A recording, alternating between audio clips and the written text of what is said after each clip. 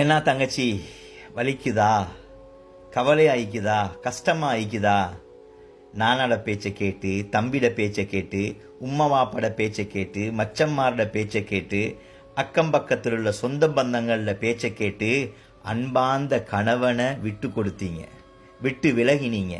நானா தம்பிமார் வந்து சொன்னாங்க, தங்கச்சி உனக்கு வேற மாப்பிள்ளை இல்லையா? உனக்கு நாங்க இல்லையா? நாங்க இருக்கிறோம். அவன் உனக்கு பிடிக்கலையா? விட்டுட்டு வேலையை பாருன்னு சொன்னாங்க.